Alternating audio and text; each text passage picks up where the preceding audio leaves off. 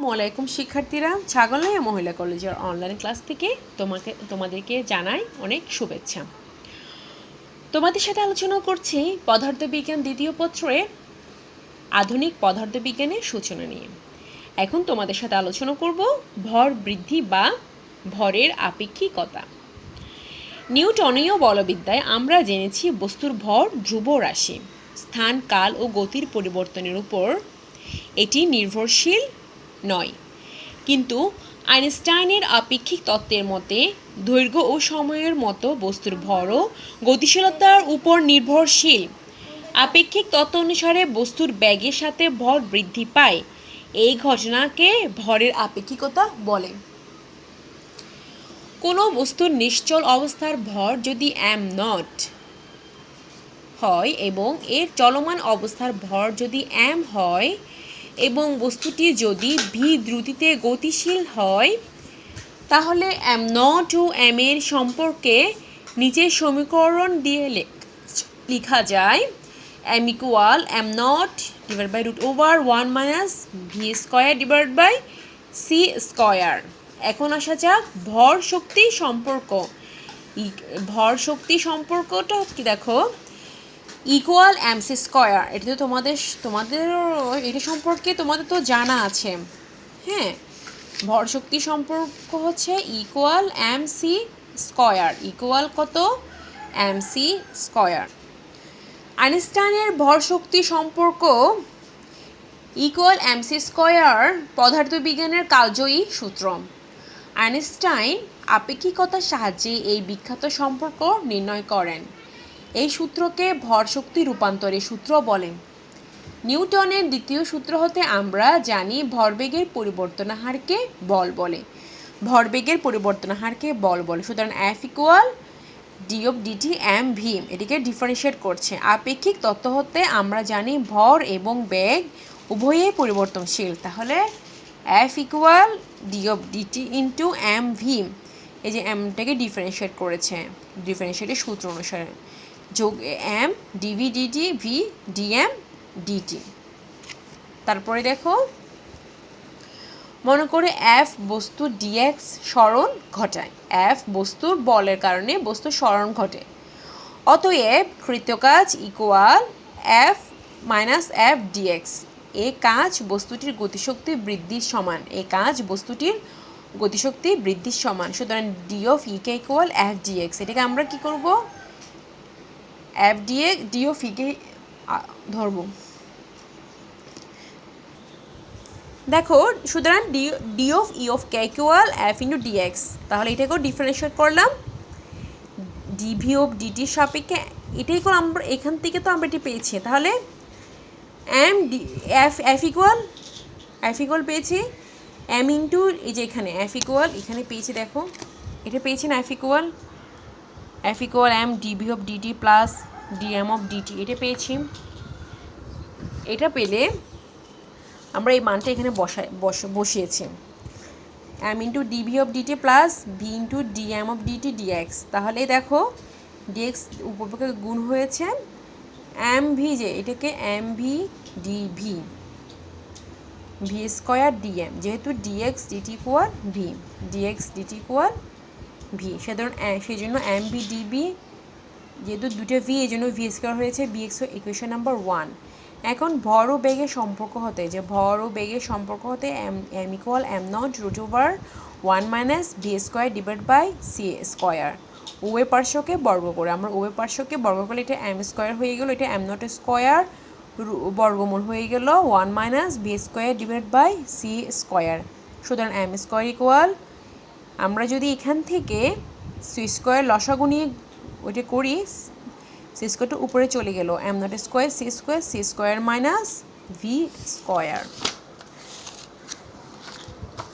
তারপরে দেখো, সুতরাং m স্কয়ার c স্কয়ার, এই যে এটাকে আর গুণন করা হয়েছে এখান থেকে, এটাকে আর গুণন করে, যে m square into c square v square, এটাকে আর গুণন করে এখানে গুণ করেছে m square c square minus m square v square m0 square c square. তারপর এটিকে এই পাশে নিয়ে আসলো M not square C square plus M, এই যে এই জিনিসটা এম স্কোয়ার ভি স্কোয়ার। উভয় পার্শ্বকে অন্তরীকরণ করবো আমরা। উভয় পার্শ্বকে অন্তরীকরণ করলে 2m dm সি, যারা অন্তরীকরণ শিখেছো জানো খুব ভালো, তারা বুঝতে পারবে। 2m dm v square 2v dv m square mb into db plus v square dm, equation number 2। এখন সমীকরণ 1 এবং সমীকরণ 2 হতে পাই dm of C square equal D of K equal dm of C square. উক্ত সমীকরণ হতে প্রমাণিত হয় যে গতিশক্তির পরিবর্তন ভরের পরিবর্তনের সমানুপাতিক, অর্থাৎ D of K is proportional to dm। যদি বস্তু যদি স্থির থাকে তবে v ইকুয়াল 0 এবং k ডট ই ইকুয়াল 0, তখন m ইকুয়াল m নট। কিন্তু বস্তুর বেগ যখন v হয় তখন ভর হবে m। তখন সমীকরণ 3কে সমাকলন করে পাই 0 tends to E of K D E of K M naught tends to M D M C square. এটাকে ইন্টিগ্রেশন করেছে, ইন্টিগ্রেশনের সূত্র অনুসারে এটা বসিয়েছে। তারপরে দেখো এই যে এটা সূত্র বসেছে M minus M naught E of K M C square M not square. এটি হলো আপেক্ষিকতার ইকুয়েশন নাম্বার 4 দিয়েছে এটাকে। এটি হলো আপেক্ষিকতার গতিশক্তির সমীকরণ। বস্তু যদি স্থিতিশীল অবস্থায় থাকে তবে তার মধ্যে যে শক্তি সঞ্চিত থাকে তাকে স্থির ভর শক্তি বলে এবং এর পরিমাণ equal M not C square, এবং এর পরিমাণ এম নট সি স্কোয়ার। বস্তুর মোট শক্তি ইকুয়াল গতিশক্তি প্লাস স্থির ভর শক্তি বা equal E of K plus M not C square বা equal M C square. E of K এর মান বসিয়েছে সমীকরণ 4 হতে, যেখানে ই অফ কে এর মান সমীকরণ 4 হতে বসিয়েছে M C square minus M not square plus M not C square, প্রধান equal M C square, M not C cancel হয়ে গেলে equal M of C square. এটি হলো বিজ্ঞানী আইনস্টাইনের ভর শক্তি সমীকরণ। এটি হচ্ছে বিজ্ঞানী আইনস্টাইনের ভর শক্তি সমীকরণ। তারপরে আমরা এখন একটা গাণিতিক ক্যালকুলেশন করব। বরিশাল বোর্ড 2019, আমি ক এবং খ ইগনোর করেছি, গ এবং খ সম্পর্কে তোমাদেরকে সমাধান করে দেব। কোনো পরমাণু, প্রশ্নে দেখো কোনো পরমাণু দুটি ইলেকট্রনের বেগ যথাক্রমে 0.90 সি এবং 0.99 সি। এখানে সি হলো আলোর বেগ এবং ইলেকট্রন স্থির ভর 9.12 কেজি। প্রশ্নে দেখো দ্বিতীয় ইলেকট্রনটির গতিশীল ভর নির্ণয় করতে বলেছে। উদ্দীপক আর খ নম্বরে দেখো উদ্দীপকের কোনো ইলেকট্রনের আপেক্ষিক গতিশক্তি বেশি হবে। উদ্দীপকের কোন ইলেকট্রনের আপেক্ষিক গতিশক্তি বেশি হবে গাণিতিকভাবে যাচাইপূর্বক মন্তব্য করো।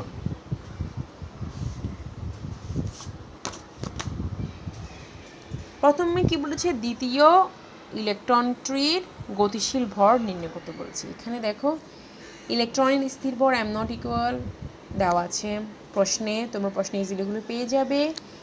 প্রথম ইলেকট্রনের ব্যাগ v1 ইকুয়াল 0.90 সি, দ্বিতীয় ইলেকট্রনের ব্যাগ v0 ইকুয়াল 0.99 সি এবং আলোর ব্যাগ C equal 3.8 into 10⁸ metre per second. দ্বিতীয় ইলেকট্রনটির ব্যাগ v2 ইকুয়াল 0.99 সি। আমরা জানি আপেক্ষিক ভর m2 equal m0 divide by √1 minus v square divide by C square. মান বসালাম, m0 এর মান বসালাম। আমরা জানি স্বাভাবিকভাবে ইলেকট্রনের ভর কত, 9.1 ইন্টু 10⁻31, তাহলে এটা বসালাম। ভি এর মান দ্বিতীয় ইলেকট্রনের ব্যাগটা বসালাম। তারপর এখানে আলোর ব্যাগটা এখানে একটু মিস্টেক হয়েছে আমার, এখানে আমি আলোর ব্যাগটা বসাই নাই, যে এই জায়গায় দেখো এই জায়গা হবে 3 into 10⁸8 metre per second, 8 square তাহলে 9.1 ইন্টু 10^31 এটা m2 এর মান এটা পেয়েছি। যদি আমরা পরিভাবে গাণিতিক ক্যালকুলেশন করি 64.54 ইন্টু 10^31 কেজি। সুতরাং m2 কত পেয়েছি এটা। তারপরে খ নম্বরে প্রশ্নটা আবার একটু আলোচনা করি। কি বলেছে দেখো, উদ্দীপকের কোনো ইলেকট্রনের আপেক্ষিক গতিশক্তি বেশি হবে। আপেক্ষিক গতিশক্তি গাণিতিকভাবে যাচাইপূর্বক মন্তব্য করো। তাহলে আমরা এই সূত্র নিলাম। প্রথমে m1 এর ভরটা বের করতে হবে, m1 m0, এভাবে সূত্রে গেলাম। 9.9 ইন্টু 10^31 2/1 - 09 c টা দেখো বারবার মিস্টেক হয়ে গেছে। 3 ইন্টু 10^8 এটা বসালাম ক্যালকুলেশন করে, এটা পেলাম m1 20 ইন্টু 87 ইন্টু 10^3 ক্যালকুলেটরে ক্যালকুলেশন করলে এই মানটা চলে আসবে। এখন প্রথম ইলেকট্রনের আপেক্ষিক গতিশক্তি m1 থেকে m0 বিয়োগ দিলে প্রথম ইলেকট্রনের আপেক্ষিক গতিশক্তি বের হবে। তাহলে m1 এর মান আমরা কত পেয়েছি 20 ইন্টু 20 পয়েন্ট, বারবার আমি ইন্টু বলে ফেলছি, এটা পয়েন্ট হবে 20.87 ইন্টু 10^31। তারপর m0 আর তো আমরা জানি 9.1 ইন্টু 10^31। তারপর আলোর বেগটা বসালাম এটা। তারপরে কত পেলাম এখানে দেখো ক্যালকুলেশন করে 11.77 ইন্টু 9 ইন্টু 10^31 10^6। তারপরে এটা পেলাম 105.9 ইন্টু 10^5 এবং e2 ইকুয়াল এখন বের করেছি e1 এর মান। এখন m2 মাইনাস m0, m2 থেকে একইভাবে আমরা বিয়োগ করব আলোর বেগ সহ। ঠিক আছে, এখানে মানগুলো বসালাম, মান পেলাম এত। e2 এর মান পেলাম 498.96 ইন্টু 10^15 জুল। সুতরাং e2 is greater than e1, অর্থাৎ দ্বিতীয় ইলেকট্রনের আপেক্ষিক গতিশক্তি প্রথম ইলেকট্রনের আপেক্ষিক গতিশক্তির চেয়ে বেশি। শিক্ষার্থীরা, আজকে এতটুকুই। পরবর্তী ক্লাসে তোমাদের আরও বিভিন্ন টপিকস নিয়ে আলোচনা করার চেষ্টা করব। আল্লাহ হাফেজ।